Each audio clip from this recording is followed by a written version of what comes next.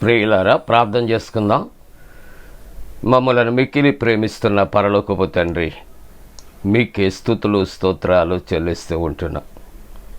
ప్రతి ఉదయకాలపు ఆరాధనలో నాయన పాల్గొంటూ నీ యొక్క వాక్యాన్ని ధ్యానం చేస్తున్నటువంటి ప్రతి కుటుంబాన్ని, ప్రతి విశ్వాసిని కూడా దీవించి ఆశీర్వదించి నాయన మమ్మలను నీ రక్షణలో కొనసాగటానికి కృప చేయమని యేసు ప్రభు వారి పరిశుద్ధ నామమున వేడుకొనుచున్నాము తండ్రి. ఆమేన్.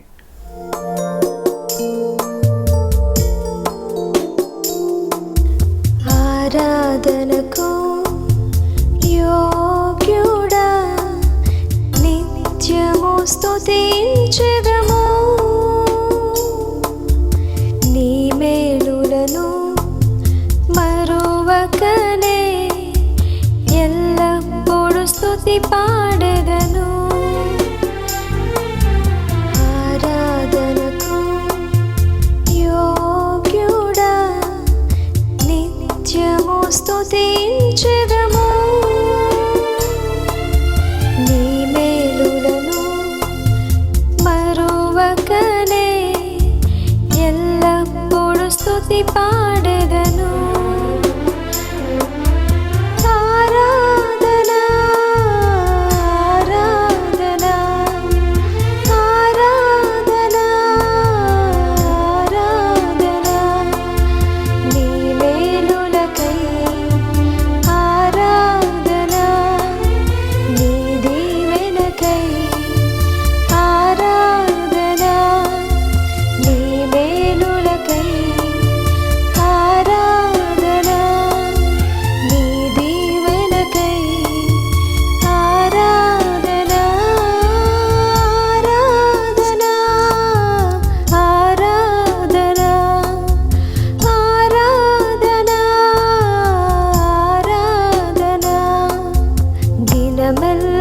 నీ చేతులు చాపి నీ కౌగిటిలో కాపాడుచుంటివి.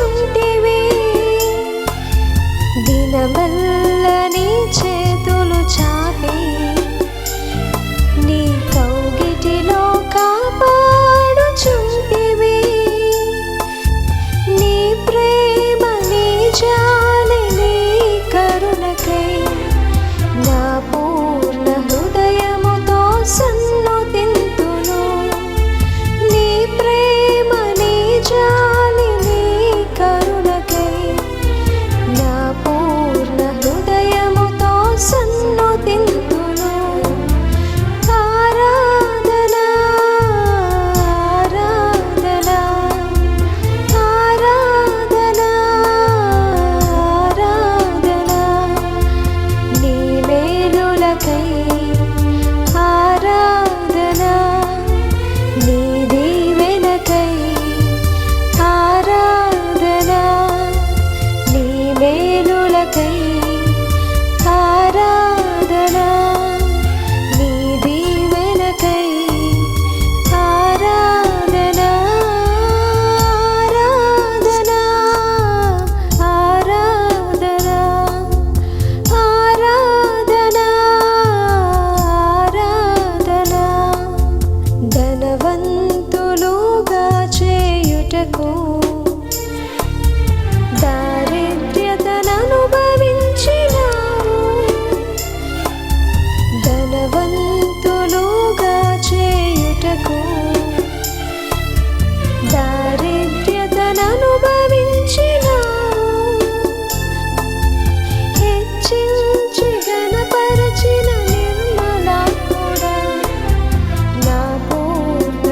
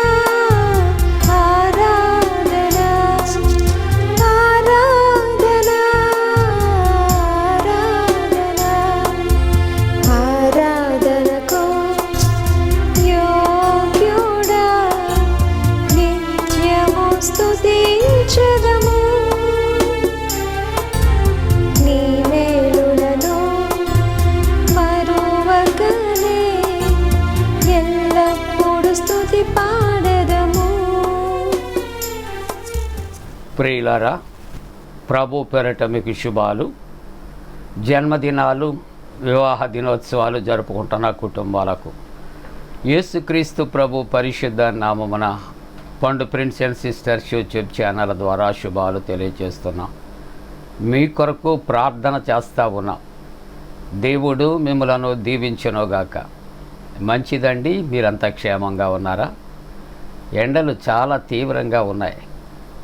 ఆరోగ్యమే మహాభాగ్యమని మరి యొక్క ఆరోగ్య విషయాల్లో జాగ్రత్తలు తీసుకోవాలి. మరి ప్రభు సన్నిధిలో ఆరోగ్యం కొరకు ప్రార్థన చేస్తూ ఉండాలి. పరిశుద్ధ లేఖనాన్ని చదువుకుందాం. అందరము కూడా పరిశుద్ధ గ్రంథాలు తెరచి యెషయా గ్రంథము 3వ అధ్యాయము 8వ వచనాన్ని కలిసి చదువుకుందాం. 8వ వచనం, యెరూషలేము పాడైపోయాను, యూదా నాశనమాయను. యెహోవా మహిమగల దృష్టికి తిరుగుబాటు చేయునంతగా వారి మాటలను క్రియలను ఆయనకు ప్రతికూలముగా ఉన్నవి. ప్రియమైన దేవుని యొక్క కుటుంబీకులారా, పరిశుద్ధ వాక్యాన్ని మనం చదువుకున్నాం. ఇక్కడ యూదావారు, యెరూషలేము వారు దేవుని ఎదుట ఏ విధంగా తిరుగుబాటు చేయుచున్నారు, దాని యొక్క పరిణామాలు ఎలాగ ఉన్నాయో ఈ యొక్క యెషయా గ్రంథమును మనము ప్రారంభం నుండి కూడా ధ్యానం చేస్తున్నాం. ఈ దినము మన యొక్క వాక్యాంశం, తిరుగుబాటు దేవుని దృష్టికి పాపము. చెప్పండి, తిరుగుబాటు దేవుని దృష్టికి పాపం. దేవుని యొక్క వాక్యములో సమూయేలు మొదటి గ్రంథం 15వ అధ్యాయం 23వ వచనాన్ని మనం చూస్తూ ఉంటున్నప్పుడు తిరుగుబాటు చేయుట పాపము అంటున్నాడు. తిరుగుబాటు చేయుట పాపం. ఎవరి ఎదుట? దేవుని ఎదుట దేవునికి తిరుగుబాటు చేయుట పాపం. ఈ పాపము ఎంతవరకు తీసుకుని పోతుందో తెలుసా? మరణము వరకు తీసుకుని పోతుంది. దేవుని యొక్క ఉగ్రతకు గురి చేస్తూ ఉంటారు. సంఖ్యాకాండములో 21వ అధ్యాయంలో తాపకరమైన సర్పముల చేత కరువుబడి వారు చచ్చిరి అని దైవవాక్యం. కారణం ఏమిటంటే వాళ్ళే సాక్ష్యం ఇస్తున్నారు. మేము మోషేకును యెహోవాకును ఎదురుగా మేము తిరుగుబాటు చేసి వారు తిరుగుబాటు చేశారు, సనుగుకున్నారు. సనుగుకొనుట, తిరుగుబాటు చేయుట పాపం. పాపము వల్ల వచ్చే జీతము చెప్పండి? థ్యాంక్ యూ, మరణం.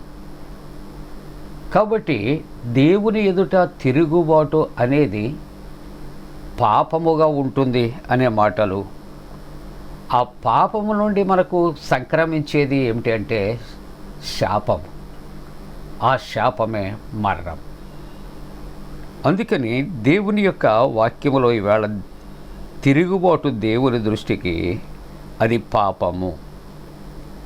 అలాగనే 78వ కీర్తన 56వ వచనములో, అయినను వారు మహోన్నతుడైన దేవుని శోధించి తిరుగుబాటు చేసిరి, ఆయన శాసనములను అనుసరింపకపోయిరి.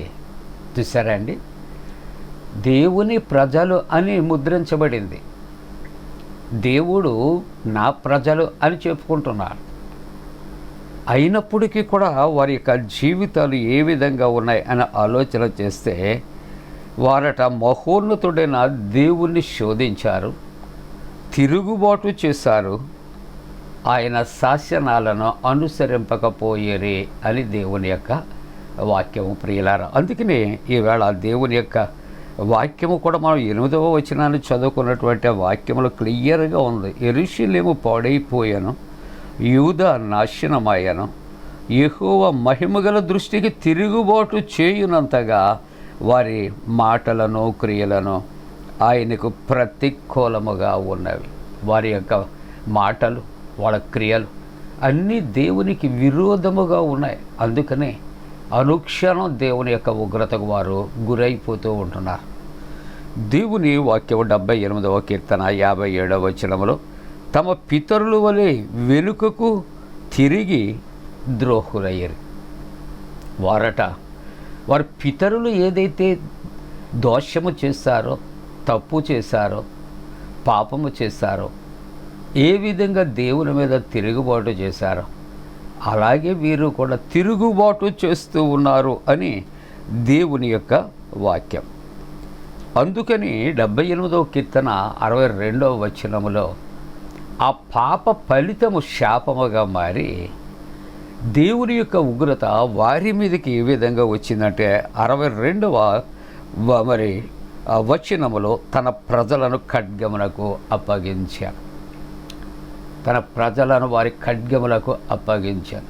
కారణం వారి యొక్క దుష్క్రియలు, దుష్ప్రవర్తన, వారి తిరుగుబాటు ఎంతవరకు వచ్చిందంటే శత్రువుల యొక్క ఖడ్గానికి ఆయన అప్పగించినట్లుగా మనం చూస్తూ ఉన్నాం. అంతేకాకుండా ఐగుప్తులో ఉన్నప్పుడు కూడా అక్కడ మనం వారి యొక్క జీవితాలు ఆలోచన చేస్తూ ఉన్నప్పుడు ఐగుప్తీయుల యొక్క తిరుగుబాటు విషయాల్లో వారికి అనేక రకాల శ్రమలు కూడా రావటానికి కారణం వారు దేవుని మీద చేసినటువంటి తిరుగుబాటు. ప్రియులారా, దేవుని వాక్యం తన ప్రజలను ఖడ్గమునకు అప్పగించాను. తన ప్రజలను ఖడ్గమునకు అప్పగించాను. ఆ తర్వాత 63వ వచనములో ఆయన అగ్ని వారి యవనస్తులను భక్షించాను. అగ్ని చేత వారి యవన బిడ్డలు కాల్చబడ్డారు అని దైవవాక్యములో వ్రాయబడుతూ ఉంటున్నది. 66వ వచనములో ఆయన తన విరోధులను వెనుకకు తరిమి కొట్టారు. దేవుని ఎదుట తిరుగుబాటు చేసేవారు ఎవరు అని ఆలోచన చేస్తే దేవునికి శత్రువులే, దేవునికి విరోధులే. కాబట్టి వారినట తరిమి కొట్టాను అని దేవుని యొక్క వాక్యం. యెహెజ్కేలు గ్రంథంలో 20వ అధ్యాయంలో 8వ వచనములో చూస్తూ ఉంటున్నప్పుడు వారు నా మాట విననొల్లక నా మీద తిరుగుబాటు చేసేది. చూసారా వారి భయంకరమైనటువంటి పరిస్థితి ఎలాగుందో. దేవుని యొక్క మాట విననొల్లక దేవుని మీదే వారు తిరుగుబాటు వారు చేసిరి అని దేవుని యొక్క వాక్యము వ్రాస్తూ ఉంటూ ఉన్నది. ప్రియులారా, రాజుల మొదటి గ్రంథములో 13వ అధ్యాయములో 26వ వచనములో యెహోవా మాటను ఆలకింపక దేవుని యొక్క మాట వినకపోవటం కూడా తిరుగుబాటే. అంతేకాకుండా ఆయన మాట ఇక్కడ ఆలకింపక తిరుగుబడిన దైవజనుడు అతడు దైవజనుడిగా ఉన్నాడు. దేవుని మాట వినక తిరుగుబాటు చేసినటువంటి కారణం చేత తనకు సంక్రమించిన పాప ఫలితం ఏమిటని ఆలోచన చేస్తూ ఉంటూ ఉన్నప్పుడు అక్కడ యెహోవా సింహమునకు అతనిని అప్పగించి ఉన్నాడు. ఎందుకు అని ఆలోచన చేస్తే దేవుని మీద తిరుగుబాటు పాపము, అది మరణానికి కారణమయ్యింది. అందుకని దేవుడట అక్కడ సింహములకు అతనిని అప్పగించాను. యెహోవా సెలవిచ్చిన ప్రకారము అది అతనిని చీల్చి చంపాను. యెహోవా సెలవిచ్చిన ప్రకారము అది అతనిని చీల్చి చంపాను. కారణం ఏమిటో తెలుసా ప్రియులారా? దేవుని మీద చేసినటువంటి తిరుగుబాటు పాపము, పాప ఫలితము మరణముగా ఉంటూ ఉన్నది. అందుకనే ఈవేళ దేవుని యొక్క వాక్యాంశము తిరుగుబాటు దేవుని దృష్టికి పాపము చెప్తారా? తిరుగుబాటు దేవుని దృష్టికి పాపము అనే మాట ఆలోచన చేస్తూ ఉంటూ ఉన్నాం ప్రియులారా. మానవుడు ఒకవేళ మానవుని ఎదుట తిరుగుబాటు చేస్తే మరి మనం ఒక విధంగా ఆలోచన చేయాలి. మరొక కోణంలో ఆలోచన చేస్తే మానవుని మీద ఎలాగైతే తిరుగుబాటు చేస్తూ ఉన్నాడో దేవుని మీద కూడా తిరుగుబాటు చేస్తూ ఉంటున్నాడు. కానీ దేవుని మీద తిరుగుబాటు చేస్తే దేవుని యొక్క ఉగ్రతకు గురి అయిపోతామో అది శాపము, అది పాపము, అది మరణం. కాబట్టి అటువంటి తిరుగుబాటుకు మనం దూరంగా ఉండి మనము దేవుని యొక్క సన్నిధిలో దేవునికి సమీపస్తులుగా ఉందాం. అలా చేయటానికి దేవుడు తన పరిశుద్ధాత్మకుడిని మనపై మెండుగా కుమ్మరించునుగాక. ఆమేన్. ప్రార్థన. పరిశుద్ధుడా నీకు వందనాలు దేవా. మానవ జీవితంలో తిరుగుబాటు నాయన దూరపరచండి నాయన దేవా. నీ ఉగ్రతకు నాయన మరి నీ యొక్క నా ప్రభా నాయన శాపాలకు గురి కాకుండా నాయన మమ్ములను వాటి నుండి దూరపరచు నా తండ్రి దేవ. జన్మదినాలు, వివాహ దినాలు జరుపుకుంటున్న కుటుంబాలు ఆశీర్వదించండి. పరీక్షలు రాసిన బిడ్డలు నేను వ్రాయిచున్న బిడ్డలకు జయము కలుగు చేయమని ప్రార్థిస్తాను నాయన. వాతావరణంలో చల్లదనాన్ని కలుగు చేయండి. బలహీనులైన వారిని బలపరచండి, స్వస్థపరచండి. యేసు ప్రభు దివ్య నామమున వేడుకొనుచున్నాము తండ్రి. ఆమేన్. పరలోకమందున మా తండ్రి, నీ నామం పరిశుద్ధపరచబడునుగాక, నీ రాజ్యం వచ్చునుగాక, నీ చిత్తం పరలోకమందు నెరవేర్చున్నట్టు భూమి అందు నెరవేరునుగాక. మా ఆయన దినాహారం నేడు మాకు దయచేయం. మా ఎడల అపరాధం చేసిన వారిని క్షమించిన ప్రకారంలో అపరాధం క్షమించము. శోధనలోని తేక కీడును తప్పించము. రాజ్యము, శక్తియు, మహిమ నిరంతరము నీవై ఉన్నవి. ఆమేన్. మన పరమ తండ్రి అయిన దేవుని యొక్క ప్రేమయు, ప్రభువైన యేసుక్రీస్తు ప్రభు కృపయు, పరిశుద్ధాత్మ యొక్క అన్యోన్య సహవాసము ఆరాధిస్తున్న ప్రతి కుటుంబానికి, విశ్వాసికి తోడు సంరక్షించి కాపాడునుగాక. ఆమేన్.